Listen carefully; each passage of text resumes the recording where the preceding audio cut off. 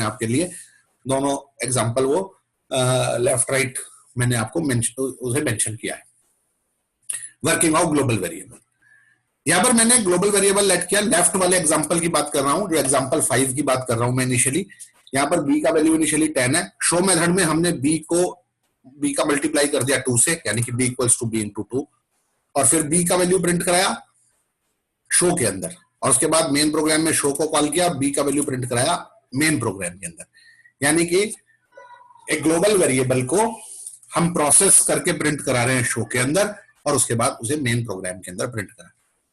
तो जब इस प्रोग्राम को हम रन कराते हैं, ये जो हमारे प्रोग्राम है global2.py, जब हम इस प्रोग्राम को रन कराते हैं, ये देखें global2.py, क्या लिखा हुआ है इसमें, just a minute, global2.py, be inside the function or be inside the main, be inside the function or be inside the main, era, be inside the function is or be inside the main is, inside the main is। मैंने करा इसको save और मैंने run करा F5।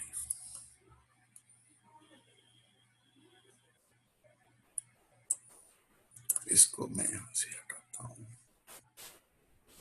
इसको भी हटाता हूं, अब कराता हूं रन सेव।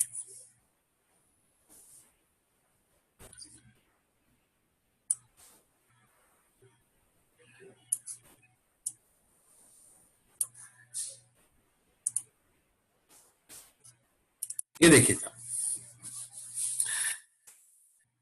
क्या हुआ जी, इस फंक्शन में b का वैल्यू हमने 10 लेट करा, यहां इसको प्रोसेस कर दिया b equals to b into 2, और b inside the function is b inside the main is b।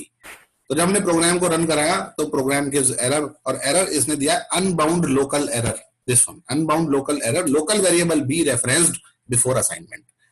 Assignment से बिफोर असाइनमेंट से पहले आपने उसको रेफरेंस किया है। दैट मीन्स, इसका मतलब क्या हुआ, आप यहां जब b equal to b into 2 कर रहे हैं ना, तो ये इसको एक लोकल वेरिएबल कंसीडर कर रहा है, b को एक लोकल वेरिएबल कंसीडर कर रहा है, और ये कह रहा है कि आपने b को कोई वैल्यू तो दिया ही नहीं है, और आप उसके मल्टीप्लाई 2 से वैसे आप करने लगे। अगर आप b का कोई वैल्यू इनिशियल वैल्यू दे देते तो आप ये काम कर सकते थे, b का कोई इनिशियल वैल्यू दे देते तो आप ये काम कर सकते थे। कैसे, देखिए आपने यहाँ पर b इक्वल टू 2 ही दे दिया। सेव करा लीजिए, तो हम लोग सेव करा लेते हैं, अब रन कराते हैं बेटा, रन मॉड्यूल। अब ठीक काम कर रहा है, b inside the function is 4 और b inside the main is 10। Show के अंदर तो वो इस वाले b को तो वो क्या मान रहा है, लोकल मान रहा है, ये लोकल हो गया, ये इसको लोकल मान रहा है, considered as local programme.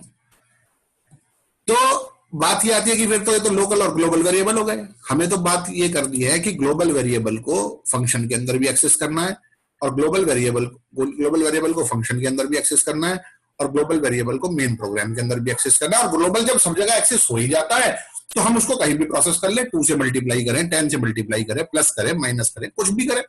Error क्यों दे रहा है, हम देखते हैं कि ये एरर दे रहा है। देखिए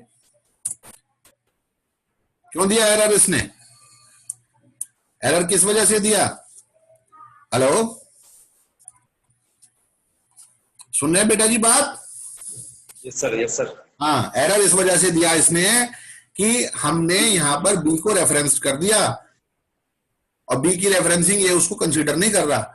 लेकिन स्टिल अगर आप चाहते हैं कि ये वाला स्टेटमेंट एग्जीक्यूट हो प्रॉपरली और वो ग्लोबल वाले b को एक्सेस करे, तो आपको यहां पर क्या करना पड़ेगा, देखिए आपको ये करना पड़ेगा। ये काम गलत हो रहा था, ये स्टेटमेंट एरर दे रहा था। इस एरर को बचाने के लिए आपको यहां पर फिर से ग्लोबल वेरिएबल डिक्लेरेशन b को दोबारा से ग्लोबल वहां पर स्पेसिफाई करना पड़ेगा, दोबारा से आपको एक बार ग्लोबल b लिखना पड़ेगा। देखिए मैं आपको फिर से स्क्रीन शेयर करके बताता हूं। कहां गया मेरा स्क्रीन, पाइथन शेल और पाइथन प्रोग्राम, ये रहा। और अब मैंने स्क्रीन शेयर कर दिया, दिस वन। देखिए जी, फिर से देख लीजिए, मैं इसको रन कराता हूं दोबारा से, आपको क्लियर हो जाएगा। रन कराया, इसने दिया एरर, इसने दे दिया साहब एरर। एरर इसने इस वजह से दिया क्योंकि ये वाला स्टेटमेंट गलत है, इसके लिए ये इस बी को एक्सेस नहीं कर पा रहा। अब इस एरर को अगर ओवरकम करना है तो आप क्या करेंगे, GLOBAL बी आप लिख दीजिए, ग्लोबल बी, इसको कर दे सेव। अब रन कराइए। अब उसने बी इज 20, अब उसको 20 कर दिया। अब जब जैसे ही हमने ये स्टेटमेंट लिखा ग्लोबल बी, ये तुरंत किसे रेफर करने लगा, ये तुरंत इसे रेफर करने लगा, जो ग्लोबल वेरिएबल। कहने का मतलब ये है कि अगर फंक्शन के अंदर किसी ग्लोबल वेरिएबल को प्रोसेस करना चाहते हैं, कुछ प्लस माइनस मल्टीप्लाई डिवाइड या कोई भी एक्सप्रेशन में अगर हम उसको यूज करना चाहते हैं, तो उसको फिर से हमें रिडिक्लेयर करना पड़ेगा फंक्शन के अंदर with the help of global keyword. तो वो ग्लोबल कीवर्ड इस बात को मेंशन करेगा, वो ग्लोबल कीवर्ड इस बात को मेंशन करेगा बेटा जी, वो ग्लोबल कीवर्ड इस बात को मेंशन करेगा कि आप फंक्शन के अंदर ग्लोबल वेरिएबल को रेफरेंस कर रहे हैं, ग्लोबल वेरिएबल को रेफर कर रहे हैं फंक्शन के अंदर। तो फिर से हम आपसे एक बार स्क्रीन शेयर करते हैं, देख लीजिए। फिर से हमारे पास ये दोनों फंक्शन आए। लेफ्ट वाले फंक्शन में एरर था, वो इस वजह से एरर था क्योंकि हम यहाँ पर बी को प्रोसेस कर रहे हैं, वो है ग्लोबल वाला बी, लेकिन अगर फंक्शन के अंदर आप उसको प्रोसेस करना चाहते हैं तो आपको फिर से उसे रिडिक्लेयर करना पड़ेगा ग्लोबल बी लिख के। देखिए जैसे इस फंक्शन में राइट साइड में जो लिखा हुआ है एग्जांपल 6, उसमें हमने ग्लोबल कीवर्ड से उसको फिर से रिडिक्लेयर कर लिया, तो ये प्रॉपर वर्किंग कर रहा है। सबको मेरी बात समझ में आ गई? Yes sir. Okay, thank you बेटा जी। चलिए साहब, इसके बाद कुछ और एग्जाम्पल ये है, using global and local variable in the same code. आप ग्लोबल और लोकल वेरिएबल सेम कोड में यूज कर रहे हैं। यहाँ पर ये ग्लोबल है ए, और ये जो है बी लोकल है। ए ग्लोबल है, बी लोकल है। ए और बी की वैल्यू आपने प्रिंट कराई तो ए की वैल्यू 10 प्रिंट हो गई, बी की वैल्यू 20 प्रिंट हो गई। तो कहने का मतलब ये है कि आप एक प्रोग्राम में लोकल और ग्लोबल दोनों तरीके की वेरिएबल आप यूज कर सकते हैं। ये आपकी चॉइस पे डिपेंड करता है कि कितने लोकल और कितने ग्लोबल वेरिएबल्स आपको चाहिए, क्योंकि ग्लोबल वेरिएबल का स्कोप तो थ्रू आउट द प्रोग्राम होता है, और लोकल वेरिएबल का जो स्कोप होता है वो विद इन दैट ब्लॉक होता है जिसमें आपने उसको एक्सेस किया है। इसके बाद local and global variable with the same name. ये देखिए यहां पर तो लोकल वेरिएबल का नेम तो था बी ये, और ग्लोबल वेरिएबल का नेम था ए। अब अगला फंक्शन जो मैंने लिखा है उसमें ग्लोबल वेरिएबल का नेम भी ए है और लोकल वेरिएबल का नेम भी ए है, उससे कोई फर्क नहीं पड़ेगा। किन्हीं भी दो डिफरेंट स्कोप में वेरिएबल्स के नेम सेम कर सकते हैं, किन्हीं भी दो डिफरेंट स्कोप्स में आप वेरिएबल के नेम सेम कर सकते हैं। सेम स्कोप में, एक ही स्कोप में दो वेरिएबल्स के नेम सेम नहीं होंगे। ये मैं ग्लोबल 5 एक फंक्शन फिर मैं आपको एग्जीक्यूट करा के दिखाता हूं बेटा जी। मैंने ओपन किया मैंने, और ग्लोबल 5 है, ग्लोबल 5 ये रहा वो प्रोग्राम, ग्लोबल 5। इसे रन करा के दिखाता हूं आपको। इसे रन कराता हूं, ये देखिए स्क्रीन शेयर करता हूं मैं आपसे। ये देखिए ए का वैल्यू 5 है, ये ग्लोबल है। ये ए का वैल्यू 10 है, ये लोकल है। तो लोकल ए का वैल्यू कितना प्रिंट हो रहा है 10, और ग्लोबल ए का वैल्यू हो रहा है प्रिंट 5, क्योंकि ग्लोबल वाले वेरिएबल की वैल्यू 5 है, लोकल वाले की 10 है। तो मैंने आपसे एक बात की कि एक स्कोप में दो वेरिएबल के नेम सेम नहीं हो सकते हैं, डिफरेंट स्कोप में आप वेरिएबल्स के नेम सेम कर सकते हैं।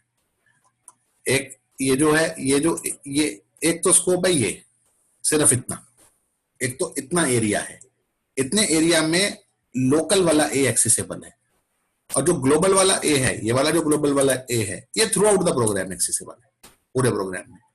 तो बाहर वाले ए का स्कोप है ग्लोबल, अंदर वाले ए का स्कोप है लोकल। डिफरेंट स्कोप्स में वेरिएबल का नेम सेम हो सकता है। अब आप इधर देखें एक चीज, मैंने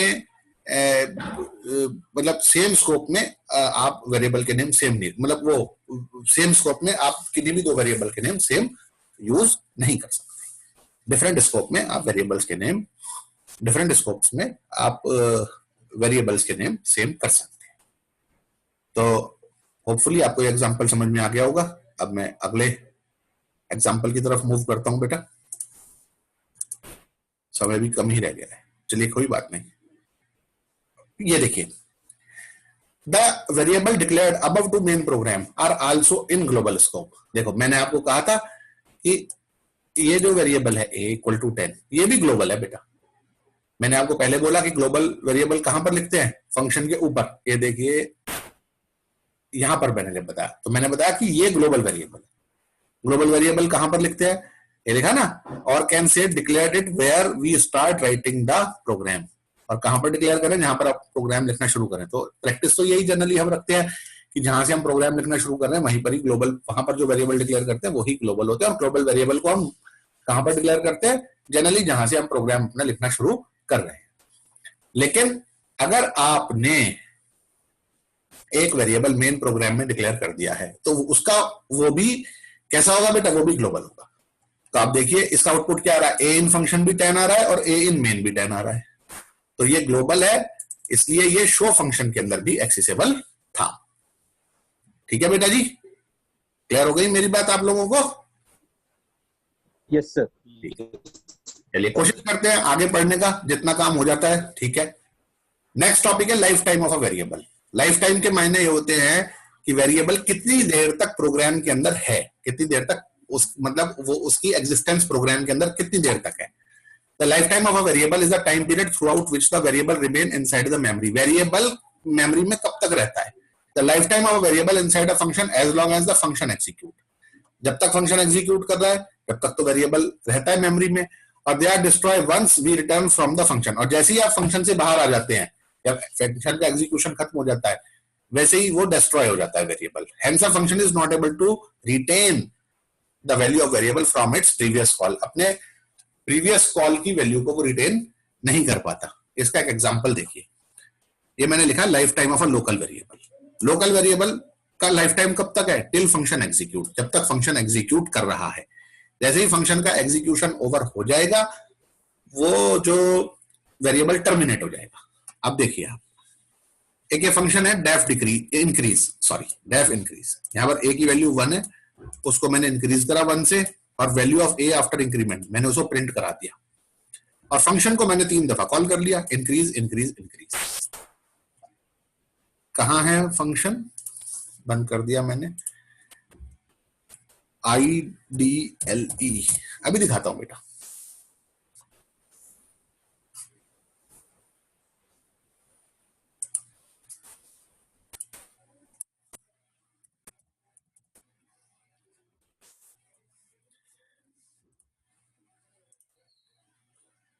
life time 1 document, life time 1।